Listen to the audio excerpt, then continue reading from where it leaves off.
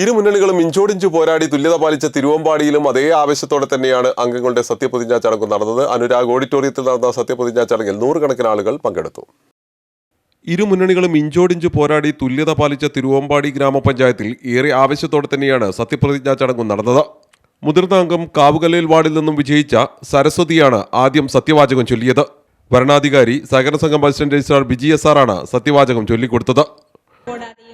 ഞാൻ എൻ്റെ ഔദ്യോഗിക കൃത്യങ്ങൾ യഥാവിധിയായും വിശ്വസ്തയോടും എൻ്റെ പരമാവധി കഴിവ് പ്രയോജനപ്പെടുത്തിയും നിർവഹിക്കുമെന്ന് ദൃഢപ്രതിജ്ഞ ചെയ്യുന്നു.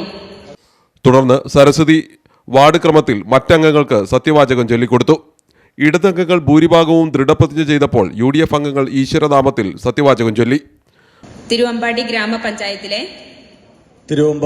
ഗ്രാമപഞ്ചായത്തിലെ അംഗമായി തിരഞ്ഞെടുക്കപ്പെട്ട ബോസ് ജേക്കബ് എന്ന ഞാൻ നിയമാനുസരണം നടപ്പാക്കിയ ഇന്ത്യൻ ഭരണഘടനയോട് യഥാർത്ഥമായ വിശ്വാസവും കൂറും പുലർത്തുമെന്നും ഇന്ത്യയുടെ പരമാധികാരവും അഖണ്ഡതയും യഥാർത്ഥമായ വിശ്വാസവും കൂറും പുലർത്തുമെന്നും ഇന്ത്യയുടെ പരമാധികാരവും അഖണ്ഡതയും നിലനിർത്തുമെന്നും ഭയാശങ്ക കൂടാതെയും മമതയോ വിദ്വേഷം കൂടാതെയും ഞാൻ എൻ്റെ ഔദ്യോഗിക കൃത്യങ്ങൾ യഥാവിധിയായും വിശ്വസ്തയോടും കൂടിയും എൻ്റെ പരമാവധി കഴിവും പ്രയോജനപ്പെടുത്തിയും നിർവഹിക്കുമെന്നും ദൈവനാമത്തിൽ സത്യം ചെയ്യുന്നു.